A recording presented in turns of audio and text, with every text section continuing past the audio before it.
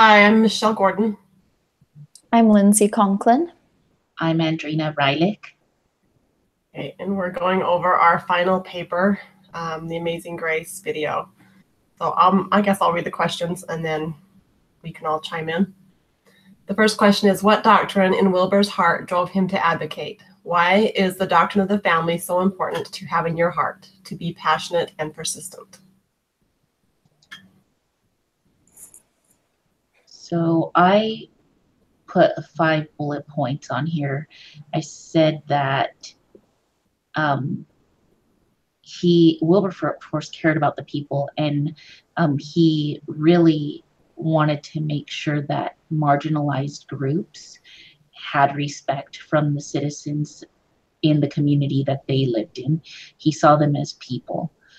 And another bullet point, I'll just read this other one, was that what was in his heart, to answer that question, was that while he was out chopping the wood, he said that God had set 2 objectives in front of him, and one of them was the suppression of the slave trade, and the other was the reformation of society.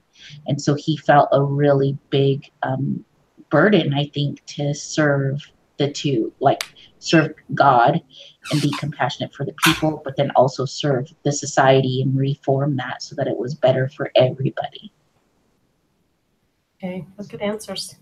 Lindsay? Yeah, that was similar to what I put. I think I started off my answer with saying that he was evangelical, and so he had this turmoil of whether he wanted to go the Christian route or into politics, and it ended up kind of serving both purposes by abolishing slavery. But he believed in basic human rights, and like you said, Andrina, he saw that these Africans, that they're people, whereas a lot of the people viewed them almost more as animals, and he saw that that was not right, obviously.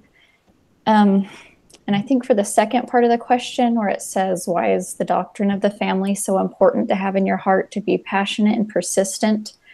I think just everything that he went through, it was not easy to get to that point. So you really have to have a strong conviction to keep you motivated, to keep, I guess, going toward whatever your cause is. With his, it was really hard for him, and he was the minority, and it took years and years. So you really have to be passionate. So yeah, that's what I had. Okay, and then I've got Wilbur had the doctrine of the value of a human life in his heart, and he did, differentiate between the races. He knew that suffering and maltreatment of the slaves was inhumane, and he was driven to make changes to the laws to be protective of human life. And then I've got the doctrine of the family is important to me because it's the foundation of a successful society. If we're not advocating for the family, all their values that are important will be diminished. And then spiritual darkness is gaining hold in this world, and strengthening the family and protecting the eternal nature of the family is something that we need to be advocating for. A strong eternal family will drive out that spiritual darkness. And then I've got the role of mothers and fathers are divinely appointed and need to be protected.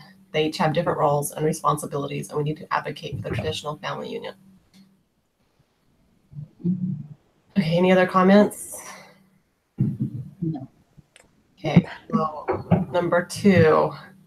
We're going to be done in like 10 minutes, guys. We could all go through our 5 because she asked for 5 bullet points per, so we could all go. Yeah, so let's all go 5. Okay, so how did Wilbur employ a theoretical Bonhoeffer-Brenner approach to become a more effective advocate? Identify at least one thing in each system be specific. So I'll go first this time. I put in the microsystems, Wilbur employed the help from his close friends and family. He had already established himself as an outspoken advocate, and his close friends and family respected his opinion.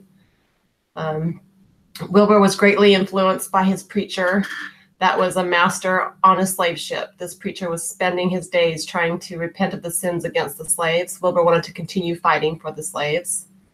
Wilbur was also influenced by a group of abolitionists that spoke to him of the treatment of slaves.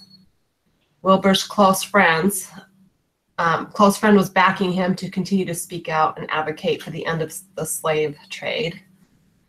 And then I've got in the Meso system, Wilbur connected his passion for advocating for the slaves to the Parliament. He spoke out against the treatment of slaves even when it wasn't popular to do so. And then in the Echo system, Wilbur was affected by the outside political temperament at the time. They knew that slavery was inhumane, but they also relied heavily on the slave trade for their livelihood. And I also have this ecosystem was challenging for Wilbur to influence. They did not want to change the way things were.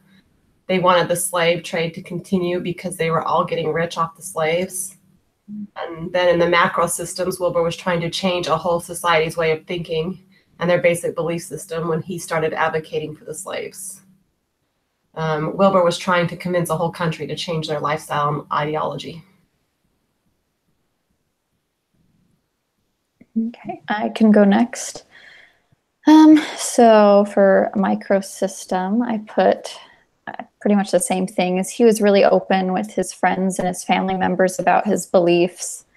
They all knew about his convictions. He would talk to anyone and everyone about it. That's kind of what he was known for, and that's where we need to start with our advocacy, no matter what it is. With the exosystem, I don't know why I had a harder time. Oh, I've skipped one, mesosystem. So because he was open with his microsystem, I feel like that opened the door with his connections with the mesosystem. I don't know if this was a good example or not, but I thought about the Black man that wrote the autobiography of his experience and how, well, okay, I guess that was it. So the exosystem, so this is indirect environment. I think he started a movement when he started to tell the wealthy people about what was going on in the slave ships. And I thought about like when he actually had that ship come up and then they smelled it and then how affected they were by that they probably went and told their connections and people they knew about that. And so I think that was one example of an indirect influence. And then the macro system. So yeah, it was just the normal culture to have slaves. And I think they didn't really think, a lot of the wealthy people, I don't think they really thought that far into it. And it was just the culture. And so eventually he had to really let them know like what was going on behind the scenes, what they weren't seeing, how terrible this was. So yeah, it was chronosystem part of one, but I guess that's just, it took a lot of years for these changes to happen. That at first it was just everyone looked at him like he was crazy, and over time more and more people started to see what he was seeing. Okay, so I did a lot, like 4 of the examples you just used. I used those 4, but I did mine a little different, so I might have done mine wrong. I used the actual scenes from the movie. So for the microsystem, I said that the preacher was a man who looked like a teacher to Wilbur. And when he was a young boy, he heard the complaints of that preacher because he mentioned about how he was just an old man complaining to a young boy when Wilbur came back to the chapel to talk to him. And Wilbur talked about the stories. He said, "Don't you remember the stories you told me about the ghosts?" And those stories clearly influenced how Wilbur turned out and how he felt toward the slave trade because of that. That was from micro. Another part of the micro was when he went to go stay with his cousin Henry, and Henry was telling him all about how great it was to be married and like how wonderful. He's like, I think that health and happiness are connected to marriage. And he's like, no, look, I'm so happy now that I'm married. And he was really trying to influence him to be married in the microsystem. Then for Meso, I said Marianne and Henry. So that was like the cousin. They set up that chance encounter for him to meet his wife, his future wife. And And just by making that introduction, it gave him an opportunity. It gave Wilbur an opportunity to pursue that happy and healthy life that his cousin Henry talked about. And then for the exosystem, I talked about how the Black slave, the author Equiano, and Wilbur met at that East India dock. And they kind of like, before he brought that little boat through, the slave took Wilbur there to show him what was going on this ship. He explained everything, how the people were stuffed into these little compartments. And Wilbur had not seen that before. You could tell he had a lot of questions. And so that was kind of like on the exosystem of like, this is going on, but he wasn't a part of it, but it was still impacting him. And so that impacted how he fought the trade. And then for the macro, I said that the culture that surrounded Wilbur suggested that he was a privilege, because at the wedding he tells his friend, we live in houses like this when others are living in boxes.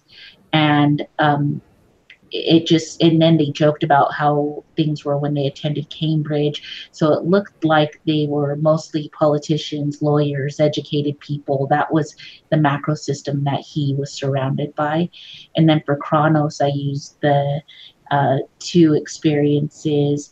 One of them was the cumulative experience of the slave trade and how it transitioned over time, over a lifetime for Wilbur. And the first experience that he had was when he was a little boy with the clergyman, the preacher, and then later in his life, how it impacted him. And, he became an abolitionist and was able to eradicate that. And then at the end of his life, when Charles Fox, the guy that was like on the other side, but then he joined the abolitionists, he spoke at his like funeral and said that he'll be remembered for this bill. He'll be remembered for abolishing slavery, not for power, not for pomp, and not for wars, but the good that he did. That's great. I didn't get that specific of my answers. Yeah, I really liked something that you said too about how he was not directly in part of any, I guess, the slavery. He was only indirectly a part of it, but still he cared. Usually we only do something if we're the ones being directly affected, but for him to care so much about, like, he was living a comfortable life, but he still cared enough to help them. So yeah, you helped me realize that. Right. Well, I think it takes someone outside of that system to advocate and make change too. Because when you're living it, that's your life. You don't, those slaves didn't have a voice. No one would listen to them. No one cared. It needed to come from someone with influence and power to make any changes. And I think that still is true today. We're advocating for children, or whatever our passion is that we're advocating for has to come from outside of that system, because inside that system those people can't advocate as well. Mm-hmm. Makes sense. That's true. I just think about, like, I help a school in Haiti, and I advocate to get students sponsored and to raise money for this chicken coop we've got going. And they, they're in this situation where they have to rely on outside people to help them, because there's no help in that place there. So it takes outside forces, I think, to be a strong advocate. Yeah, good point. Okay. Number 3, and then Lindsay, you want to go first on this one? How did Wilbur and his fellow advocates do and share their research? What evidence did they provide to persuade those opposing or on the fence? Okay, so I already mentioned one of these in my answers about how they showed up with that big ship to the rich group of people.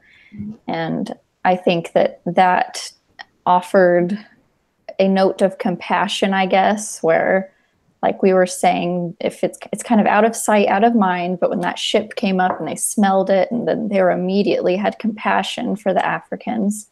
So that was one thing that they did to show it. When they were showing Wilbur about the shackles on their necks and their arms and ankles. So a lot of their evidence was like literally showing them. What else do I put?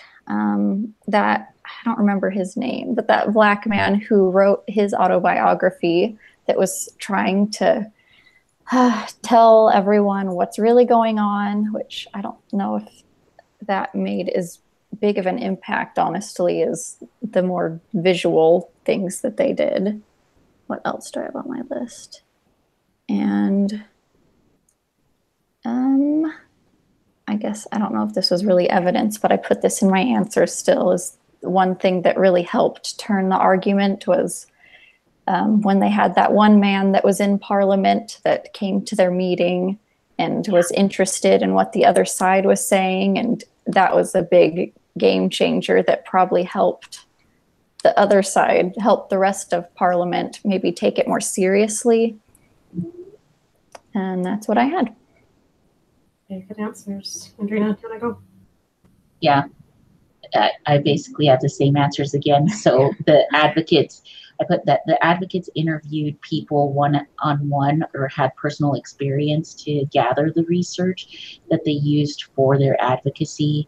And then that was number one. Number two, the tour of the estuary was that little boat that stopped in front of the slave ship at the West Indy dock. And that group of support, those were supportive members of the Parliament. So they were probably like contributors to senators, and they weren't actually in the Parliament, but it was an opportunity for Wilbur to give a really traumatic speech about the experiences that people had on that Madagascar slave boat. And then the slave Equiano that wrote a book recounting his personal experiences as a slave, and that he sold 50,000 copies in 2 months. Like, that is insane. Just the part that he had 50,000 copies. I mean, I thought about, like, I wonder how he did that, because printing presses back then were hard to come by, and binding. Like, I just don't even know how he traveled with all of this. Like, I thought about that. I should have done some more research on it, but I didn't. And then Clarkson, that I think Clarkson was a really good, he wasn't a scatterbrain, but the one that showed the practical demonstrations. And I think that we didn't get to see his character develop as much as he probably was influential in this, because Wilbur saw how influential he was. He said, hey, I'm making you this box so that you can use it for your practical demonstrations. So somewhere Clarkson was out, on a corner showing people these things. There's a pop-up shop of slave stuff. So I think that I would, if I could have seen one character developed more, it would have been that guy. I would have liked to see what his roadshow was like. Or did he just attend dinners like what he did with Wilbur? I don't know. And then the group collected 390,000 signatures from all the great cities around the country in support of abolishing slavery. And so when they rolled that big thing out in court, and it really was like, so compelling that the court had to like break, and they wanted to investigate the signatures. But I mean, to gather that many hand signatures on that thing was just evidence. I mean, that's evidence. That would persuade me, especially because the argument was, he said, we don't have one African that has said they don't want to be a part of the trade. Wow, that was like, what? And then to see those 390,000 names, you're like, well, whatever they say, here's 390,000 people who say otherwise. Yeah, okay. I have some of the same stuff too. I said Wilbur did research on how the slaves were treated. He built a box with the same dimensions of where the slaves were kept in the ship and tried to visualize himself in that box. Wilbur went to the ships and reported on how many slaves started out on their journey from Africa and how many died. He recounted the treatment the slaves had received. He tried to bring compassion and make the slaves be recognized as human beings. Wilbur had his preacher friend write his story of what he experienced on the slave ship. Wilbur talked to others that had taken passage on a slave ship and how that affected them and how they felt about slavery. And then they went to other cities and countries and held town meetings showing the communities the research they had gathered about the mistreatment of slaves. I have. So the next question, how does the film portray the importance of working together as a group? What has family advocacy group work taught you? So Andrina, do you want to go first? Yes. So I'll answer the first part of the question, about the group, working together as a group. So through our group, I learned that we all have different perspectives, but one goal. And one of my favorite projects that we did was the Hangout in Lesson 12, where we discussed our ideas and blogged about the issue. And then we realized in Lesson 10 that our group really wanted to improve education without that being a theme. And so I really felt connected to the group, because I was surprised that we had a theme without having to come up with a theme. It was just there. And watching how that connected to this movie was like watching that first dinner where the group met. There was a slave, there was a lawyer, there was the women activist, that redheaded lady, and she's like, whenever my group speaks up, people get ruffled, and so it was all just different people that represented different businesses or things in London, but they all had one mission, even though they were all different. And so that's something that I've taken from our group, is that we don't necessarily have to be all in the same area, but for some reason we all agreed on something, and that was nice. What has family advocacy taught me? Just that you have to be passionate about something other than things that affect you personally. We really need to look at our society and the environment that we're in the future that is ahead of us. And I've learned from advocacy that if we don't advocate for something, things will change and they won't be what we want or like or need. Good job. You had some great points. I'll go next, I guess. Wilbur needed the help from his friends and in the parliament to help him further his cause. So he needed a group of people. He couldn't just do it by himself. As the group reached more people, they needed to have the cooperation of a larger body of lawmakers to be effective and pass laws. So it was a very slow, they had to work together to make those slow changes that were needed. They had to be united in their goals to abolish slavery. They knew it would not happen overnight, and they had to work together to make changes.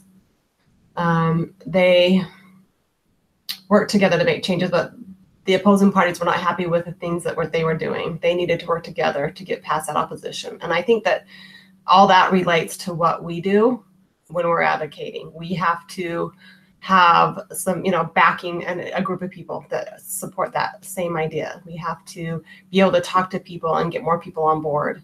And we have to be passionate about what we are advocating for.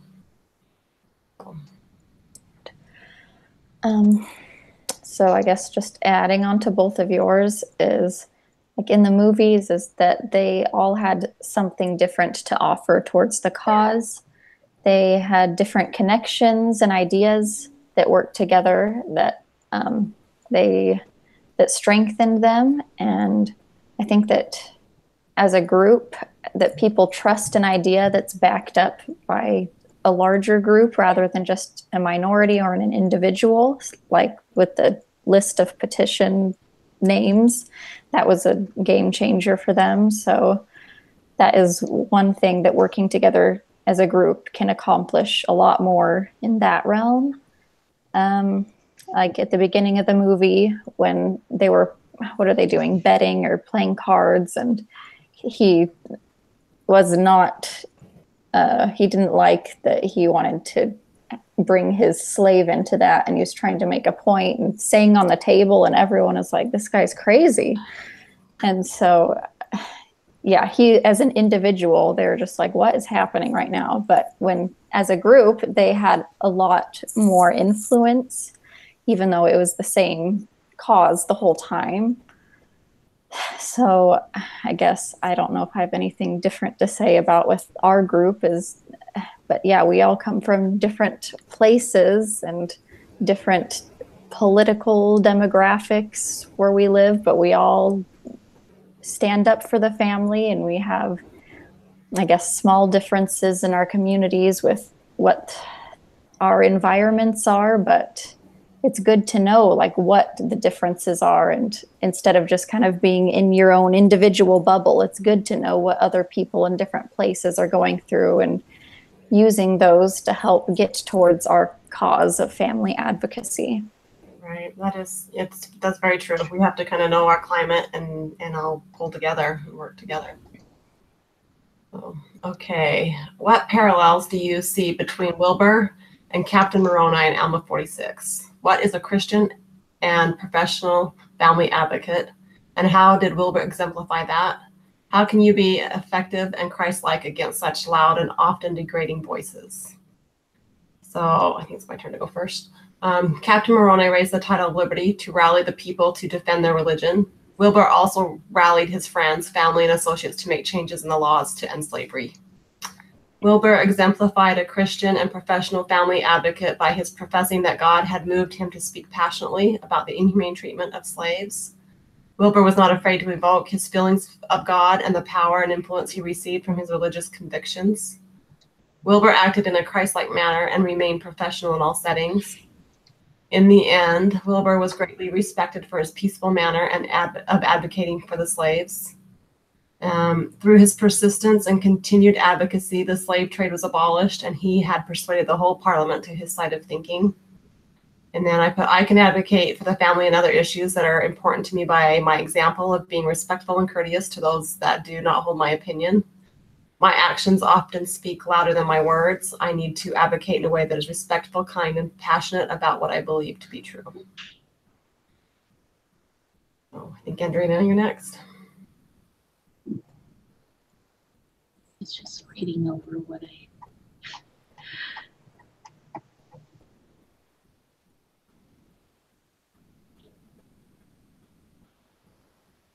I can.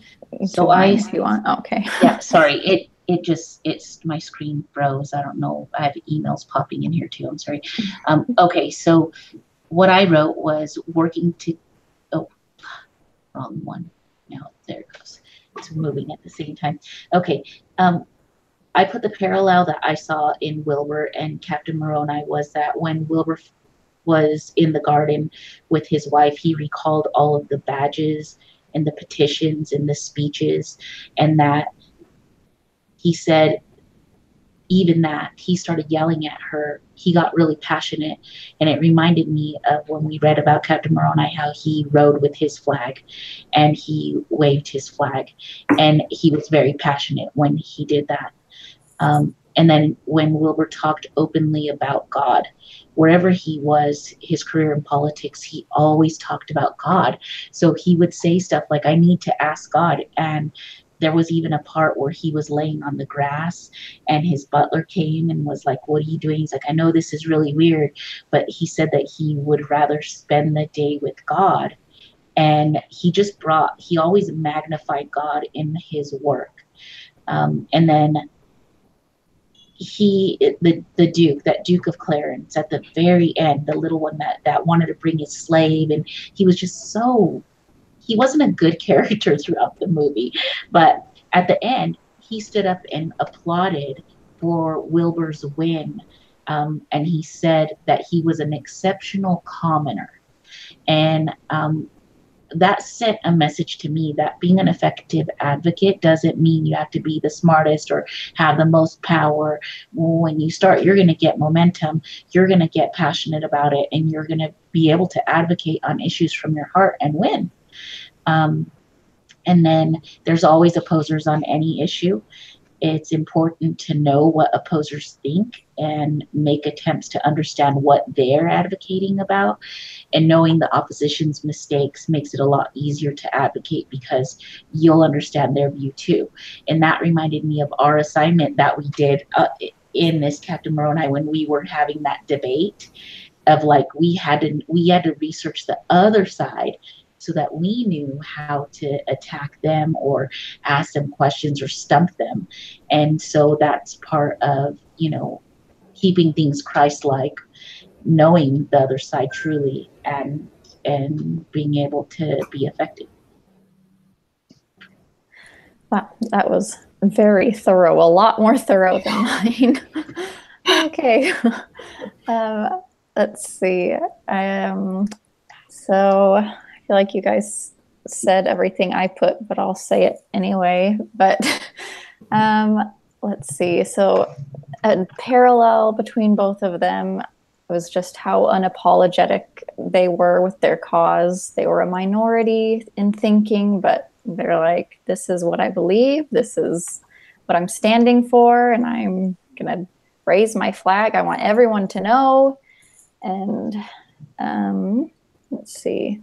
I think it showed that if you want to change something, you can't be neutral, idle. You can't just assume someone else is going to take care of it. You have to take initiative and be bold and actively do something about it. And if you fail, just keep trying again and again and again until you get to where you want to be. You brought up some great points that we didn't mention. So, good job. Okay, Marcia Barlow spoke on persuasive speaking and writing. Did Wilbur and others exemplify any of Marcia's ideas? How so? So, Lindsay, do you want to go first? Yes. Okay, so I just went through some of the points, the 6 core values that people react to, and focused on those. So care and compassion was one that she said. And Wilbur used that.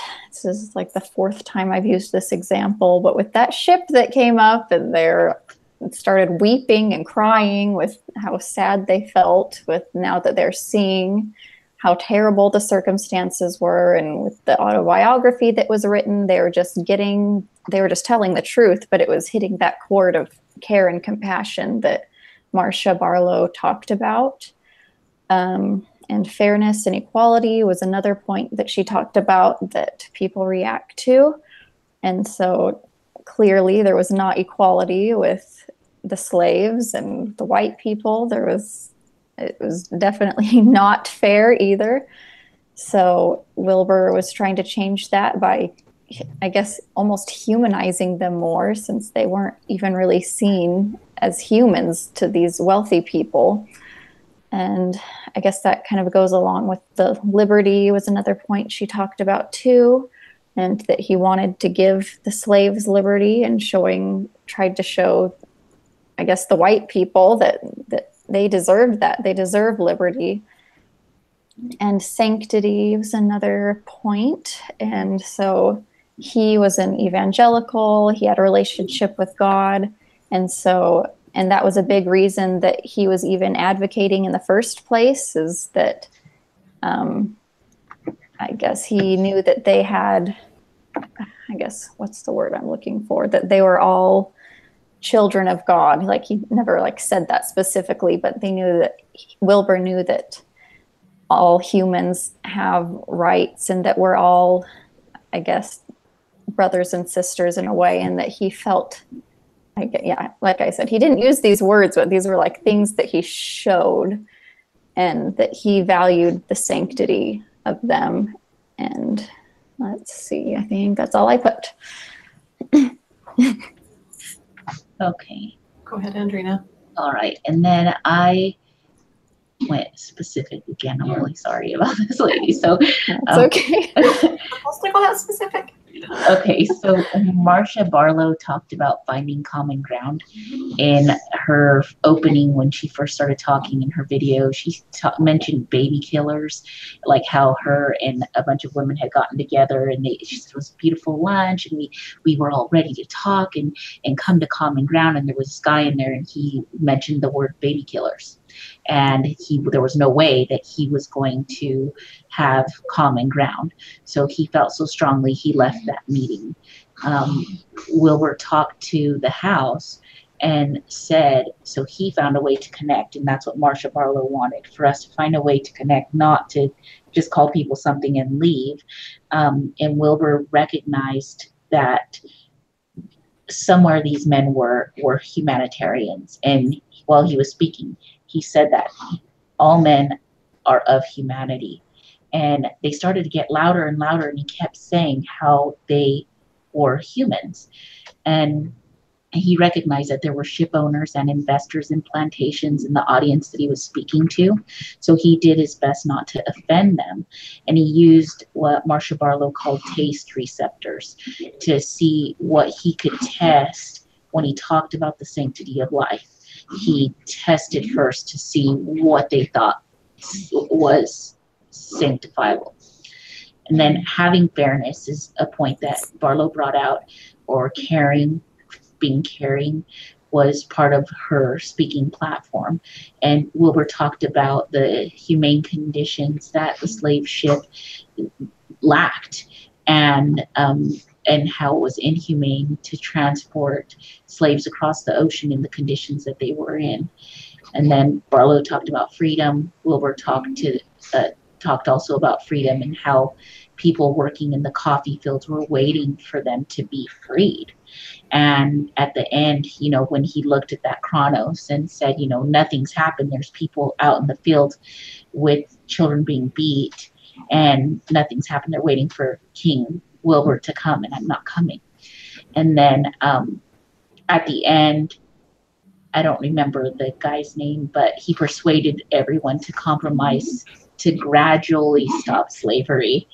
And because he was concerned about the potential economic disaster that it could cause to the economy, to global, but at the same time, he was persuaded to compromise. And even though gradual wasn't enough, Wilbur was like, okay, well, that's a step in the right direction.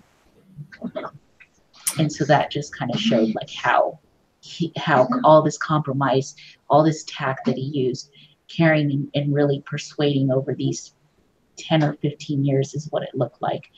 It worked. That's a lot. I know, it's a long time. You have good answers. I hate following you sometimes.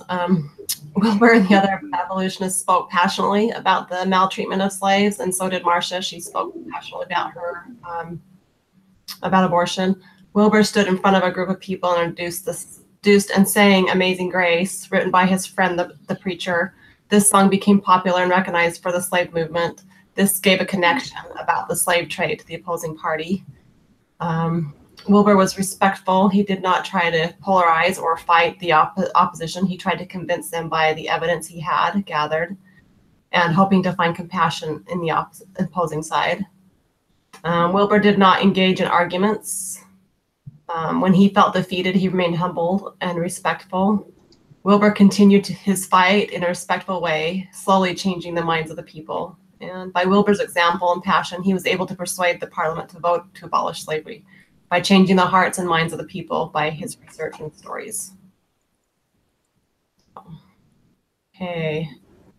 What role did the government policy and religious freedom play in the fight of the slave trade?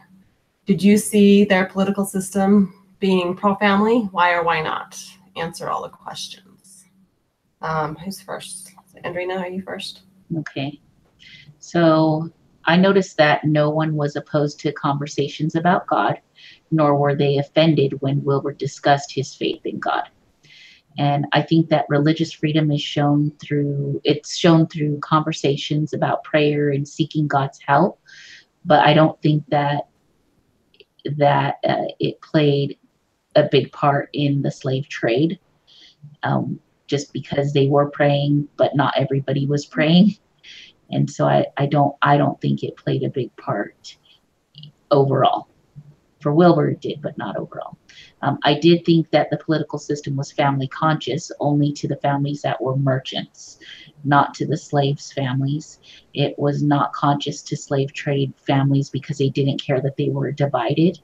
The advocates constantly mentioned that the trade affected men, women, and children. They would bring that up in every time they spoke about slaves.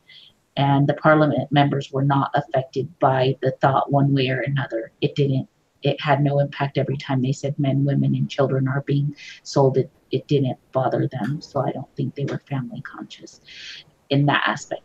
I also noticed that Clarkson was holding his baby when Wilbur came and found him the second time around to recruit him to come back to London for advocacy. And so it showed that their society included men in child rearing. And his wife, Wilbur's wife, talked about how much he loved children during their date, that she had heard that. So that reference tells me that somewhere men spoke openly about how they love children in that macro system, like those people in that class, social class, men loved children, they loved their families. That's all I have. Okay, Lindsay, do you want to go? Yeah. Those are some good insights that I had not thought of. Okay. So, yeah, the government did have a big part of the slave trade, and what I felt is that they were just more concerned about the economy and the money side of it, that they weren't really caring about human rights as much. I think they're just kind of sweeping that under the rug and focusing on the economy of the country. And so I was trying to think of, I guess the pro-family question made me think a little harder, since family directly wasn't brought up in the movie. But I noticed that just the fact that it seems like they were very individual focused. They were more focused on what I want, what I need, what is going to make me wealthier. Like, I don't really care about these other people over here. So in that regard, it was not pro-family, because it was so individualistic and selfish, honestly. So in that regard, I said no, that it didn't seem like it was pro-family. So I don't know. This was a harder question for me to answer, but that's what I had. I have the government wanted to keep slavery in place because it was the main driving force in the economy. The government relied on the slave trade to prosper. They had policies in place to protect the slave trade. Those policies needed to be changed, and it took lots of time. Policy did not make one big change. It was small changes over many years that finally brought the slave trade to an end. Religious freedom allowed Wilbur to talk about how God placed it in his heart to care about the plight of the slave. I think we don't do that today in our government circles. We don't talk about what God has done for us in most political arenas. Maybe in Utah, Idaho, but not here. Let's see. Wilbur was also able to talk about his preacher friend and sing his song about the grace of God. So that was a religious freedom. And then the political system, I felt, was not pro-family. They were okay with families being separated and torn apart by the slave trade and by how the lower class was treated, because they also mentioned in the movie about, well, what about all the families that are working in the factories and sending their kids off to work and, or off to learn a trade or whatever, what about those families? They don't get to have this lifestyle. I think they did care about their own particular families, but they didn't care about anybody else's families that were not in their class, that they weren't as important. So I don't think the government was pro-family other than their own pro-family. Right. Let's see. I said his work was let's see. No, that's all I got there. Okay. Next question. Do you feel that Wilbur used his time on Earth well? How did you see him showing the elements of consecration that Elder Christopherson spoke of? And I think I'm first. So Wilbur was a man of influence. He could have done whatever he wanted, but instead he chose to follow his heart and advocate for the slaves. Wilbur had a burning desire to make the changes necessary to end slavery, and he dedicated his life work to ending slavery. Wilbur did not give up when it felt like everyone was against him. He continued to spend his days fighting for the humane treatment of the slaves and then the lower class. True success came to Wilbur as he consecrated his life to this important work. His work was important, and by spending his time and talents on helping to stop the slave trade, he saved thousands of lives and fulfilled God's purpose that he had planted in Wilbur's heart. I think, Lindsay, you're next. Okay. So, yeah, I put one thing that impressed me was that he was suffering from colitis and in pain, and he could have just spent his life feeling pity for himself, like, oh, I'm in pain all the time and I have to take these medication all the time and I'm just, woe is me, whatever. But he pushed through that. He didn't think of himself. He was thinking of others, and that was God working through him. And he wasn't, I guess, just sitting in his own misery, but thinking of others and constantly thinking of what he can do to help end slavery. And he was using all of his connections on all these different levels to try to help him succeed, to help abolish slavery.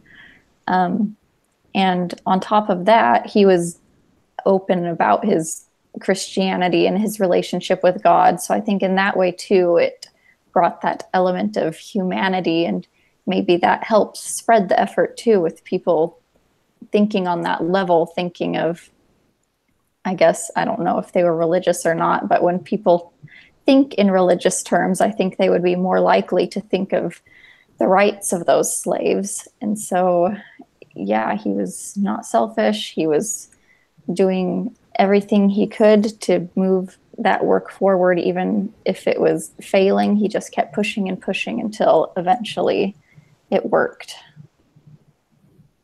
Good. Okay. One thing that I focused on was his addiction that developed because of the pain that he had from his colitis.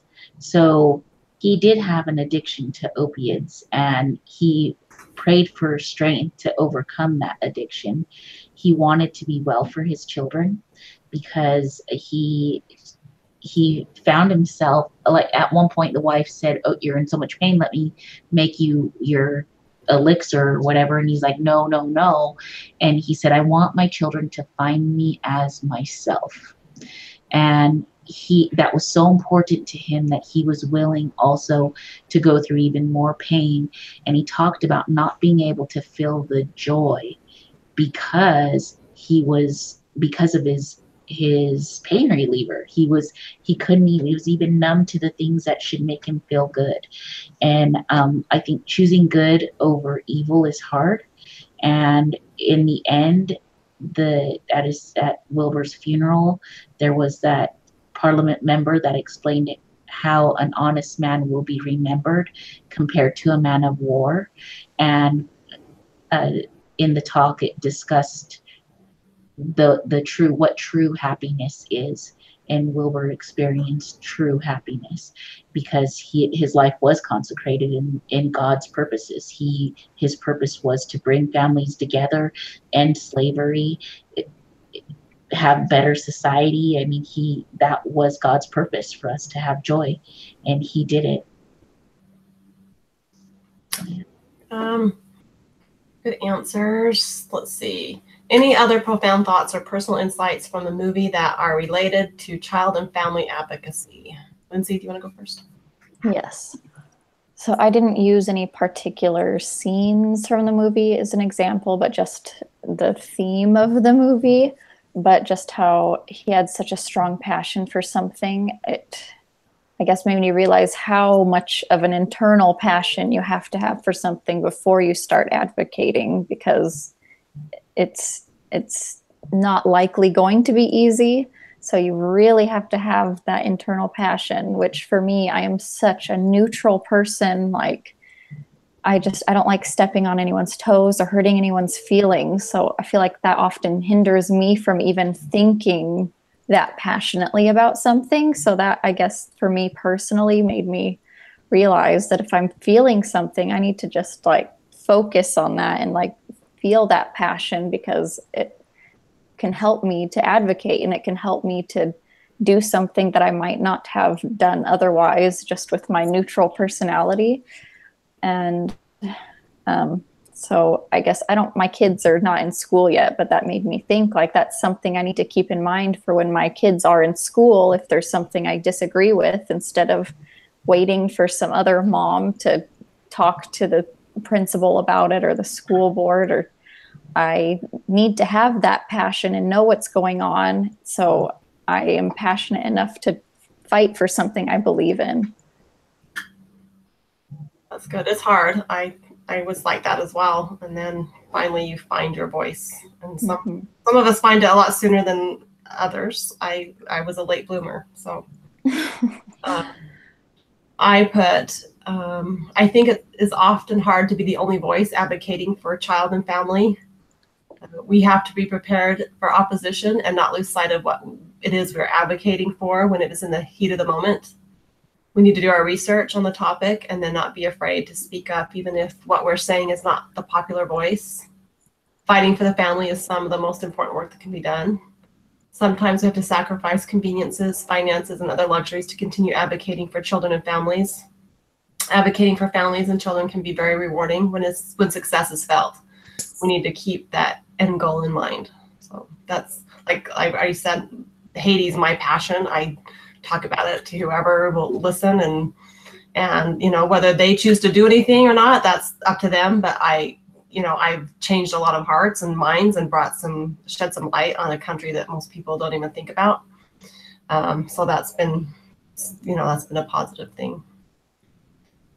Okay, Andrea. Yeah. I saw that Wilbur always mentioned women and children when he discussed slaves. He made them people, and a lot of people, like what you just said, sometimes there's big issues or a group of people that are being marginalized or that we don't even know about, that are really struggling, that we would probably want to help if we knew what their situation was. And so he made them people. He made slaves people. And it's important that when we advocate for groups that we see them as people, not as cases or files, but people. And the other was that women did not discuss politics with men in this movie. So even though at their wedding, the prime minister and Wilbur were like, she's like, I see you guys talking between your eyes about politics. I guess I'll just leave. And they're like, no, go ahead and stay. But socially, it wasn't acceptable for women to talk about politics, I guess, with men. So I thought that was an interesting insight from the movie that we just, I think, take for granted now, but women had to advocate to have that right to talk about politics with men now. Yeah, that took a long time to get that right. Yeah. Okay. What was your understanding of the doctrine of the family at the beginning of the semester, and how has it changed? Andrina, do you want to go first? Oh man, at the beginning of the semester, I didn't really have a clear understanding of the family. And that's going to sound really weird because it's like, you should, but I didn't understand like how important the family is. So through this class, I've learned to dissect the family proclamation and apply it in my own life and teach others how it can be applied in their lives and what each paragraph means and how we're supposed to use it. I have a better understanding of the purpose of gender roles and how ascribed roles actually help families to build social capital so that they can reinvest in their communities, invest in their own families. I have I wasn't familiar with Bronfenbrenner's system, the exo, meso, micro, until I had taken this class. So I believe that the family is the most important part of the socialization process in the micro and meso system. And I believe that families do shape views and help children learn what their roles will be in society. And I learned a lot about the church's views on marriage. And I learned a lot through this class and how the church views the sanctity of marriage. I get it now. Lindsay, do you want to go? Good. Yes. So my understanding at the beginning of the doctrine of the family, I feel like was only at a microsystem level. And I've always understood that, I guess, growing up in the church. That's always made sense to me.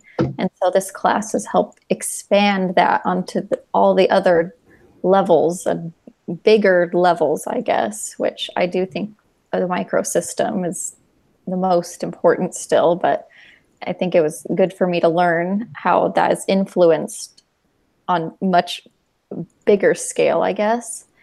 And another thing that I didn't really understand very well at the beginning of the semester was like when they would talk talk about taking away rights of the parents and rights of the individual. So I understood a lot better how sometimes trying to give too many rights to an individual can take away rights from parents. That just always confused me. And I feel like I got a lot more clarity on that.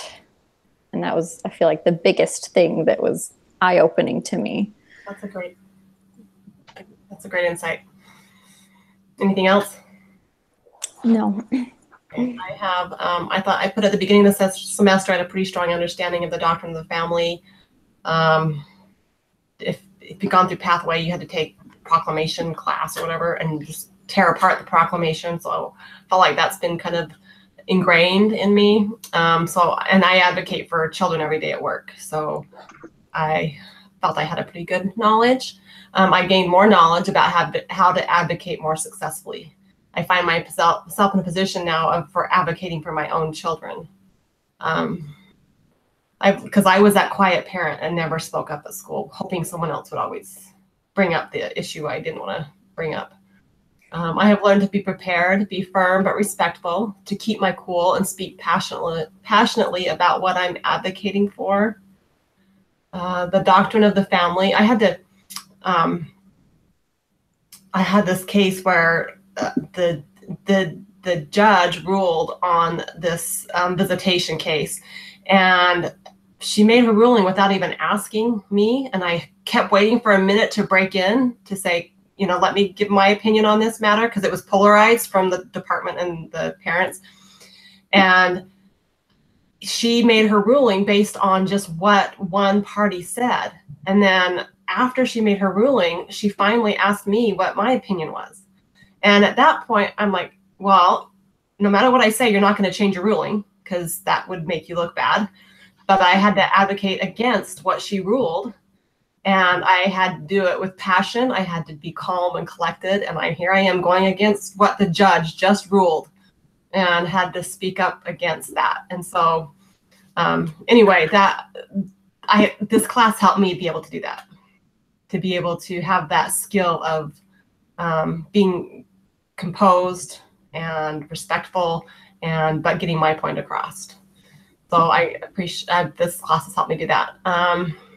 The doctrine of the family is even more important now that I am in a battle to protect my children. So it's my husband's using the children right now so that he can try to stay in our house. So now I really have to be prepared to fight for my children, and this class has helped me do that. And that's it. So number 11. Picture your spouse and your children, current or future, and write down some thoughts about how they will benefit from you taking this class. So I'll go first. I said, my children will benefit from me taking this class because I'm not afraid to speak up and advocate for them. They will see a strong mother fighting for their cause. They will see that I'm passionate about advocating for all children and families. They will see that I'm pro-family, that I want to have a happy home, and I'm doing what I can to make that happen. My children will know that I put them first in my life, that their well-being is the most important thing to me.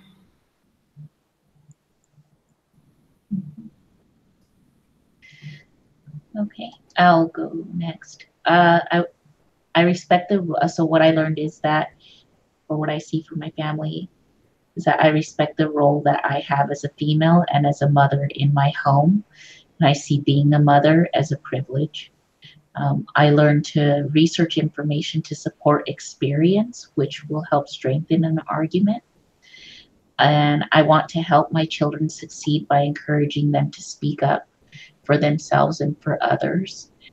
I want to teach my children to serve others and have an altruistic mentality, because altruism is at the heart of strong families. And I will find out what issues my children are concerned about and show them ways that they can be a part of a movement and advocate for change in their own systems among their peers and at school. Good. Hey, Lindsay. So my family can benefit from me taking this class because first of all, this class really just reaffirmed how important the family is. And I'm a lot more willing to advocate after this class. I already said this before, but I always stand on the sidelines, but I'm a lot more willing now to advocate. And I hope that because of that, my children can see my example and that they'll be willing to advocate for the family. And let's see, where I just lost my spot. But I guess it's having a family in general too. I feel like this class is more meaningful for me because I do have a husband and 2 kids rather than just being a singleton. But so I was thinking of them as I was reading all these concepts and wanting to fight for them and for the world that my kids are going to grow up in. So yeah, I think this class just made me more passionate, and passionate is not really something that you would equate with me. So yeah. I was the same way. You remind me, I want to put years, how many years ago, many years ago, I was just like you. Okay. Oh, you kind of, and I wish I would have had this class then. I was really shy and afraid to speak out. So that, along with life and other things, this class has helped me be able to try to have that strong voice. And I'm still, I should have, like with that judge, I should have interjected sooner before she made her ruling. I just didn't realize she was going to make her ruling right then. But it's like, I'm like, I got to speak up. I kept saying in my head, she can let me talk. Is she going to ask me my opinion? And it just never happened. So anyway, it's a learning experience and you grow. So yeah, unless you're born, I think Andrina was naturally born an advocate. So so she was born advocating for someone. My mom says I was born with the soapbox at the bottom of my There feet. you go. I know that she was definitely born a born advocator. oh, that's Just funny. have to learn, and some people are born with it. Anyway, it's been so fun working with you guys. So Super fun. hey, I think we're done. And we're over an hour. We did it. Congratulations. Good job. Good luck with everything everybody's doing. And Yeah. Are you graduating this